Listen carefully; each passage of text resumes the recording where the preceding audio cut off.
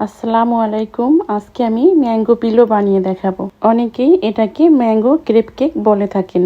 এর জন্য আমি যেসব উপকরণ লাগবে সেগুলো নিয়ে নিব।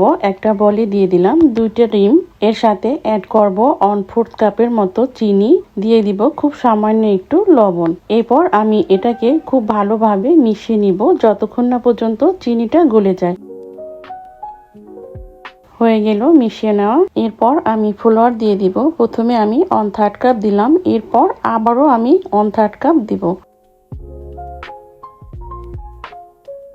এরপর এগুলোকে আমি খুব ভালোভাবে মিশিয়ে নিব। এবার এর সাথে অ্যাড করব 1 কাপের মতো লিকুইড মিল্ক। এই মিল্কটাকেও আমি খুব ভালোভাবে মিশিয়ে নিব।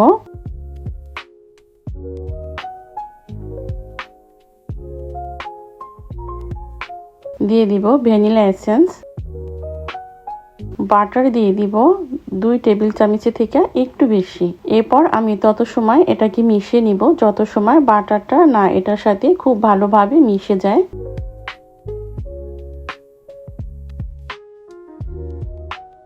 এখন আমি কিছুটা ম্যাঙ্গো পাল্প দিয়ে দিলাম, এখানে 2 টেবিল চামচের মতো আছে। এখানে আমি সামান্য একটু অরেঞ্জ ফুড কালার দিয়েছিলাম, সামহাউ সেটা স্কিপ হয়ে গেছে। আপনারা অবশ্যই এখানে সামান্য একটু ফুড কালার দিয়ে দিবেন, এতে করে খুব সুন্দর একটা কালার আসবে। এবার এটাকে আমি একটা ছাঁকনি দিয়ে ছেঁকে নিব।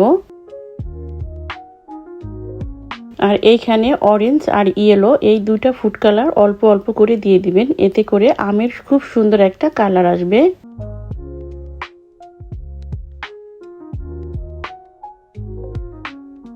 হয়ে গেল আমার এটা ছেঁকে নেওয়া। এবার একটা প্লাস্টিক র্যাপ দিয়ে পেঁচিয়ে আমি এটাকে ফ্রিজে রাখবো 1 ঘন্টার মতো। এটাকে কিন্তু নর্মাল ফ্রিজে রাখবেন। এই ফাঁকে আমি ম্যাঙ্গো পিলোর ভিতরের ক্রিমের জন্য হুইপ ক্রিমটা রেডি করে নিব।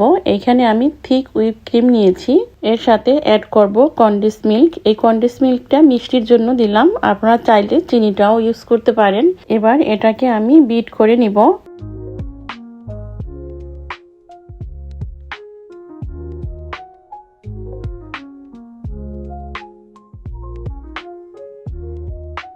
যখন এটা ঘন হয়ে আসবে তখন আমি এর সাথে দিয়ে দিব ভ্যানিলা এসেন্স। এবার এটাকে আমি নর্মাল ফ্রিজে রাখবো কিছুক্ষণের জন্য, এতে করে ক্রিমটা সেট হয়ে যাবে। আমি 1 ঘন্টা পরে কিন্তু ফিরে আসলাম। এবার এই ব্যাটারটাকে একটু আমি মিশিয়ে নিব। এরপর আমি ক্রেপসগুলো বানিয়ে নিব।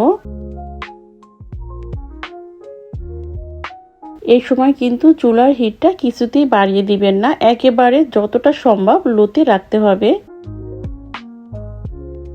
দেখুন এটা কিন্তু অনেকটা পাতলা হয়, এজন্য ভেঙে যাওয়ার চান্স থাকে। সাবধানে এই ক্রেপসগুলো বানিয়ে নেবেন। আমি আপনাদের বোঝার সুবিধার জন্য আরেকটি বানিয়ে দেখাচ্ছি।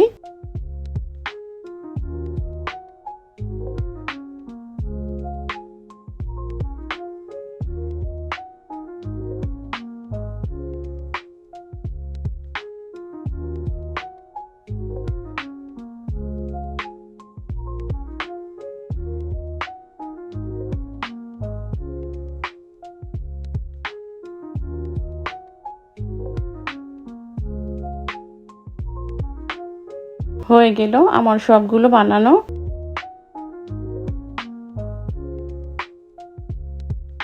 এবার ম্যাঙ্গো পিলোগুলো আমি ছেদ করে নিব।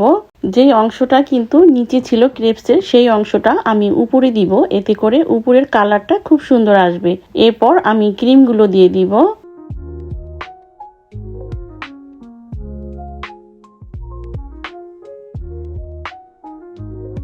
অফ ক্যামেরায় কিন্তু আমি আরো 2টা বানিয়ে নিয়েছিলাম। এরপর কিছু ম্যাঙ্গো স্লাইড এভাবে কেটে নিয়ে আমি একটার পর একটা সাজিয়ে দিব।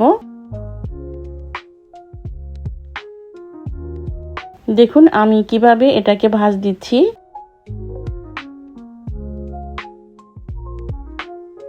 এইভাবে এটাকে আমি মুড়িয়ে নিব। এই সময় অনেকটা সফট থাকে, এজন্য একটু বসে যাওয়ার চান্স থাকে। এবার এটাকে 2 ঘন্টার জন্য আমি ফ্রিজে রাখবো। ফিরে আসলাম 2 ঘন্টা পরে। দেখুন এটা কতটা হার্ড হয়ে গেছে।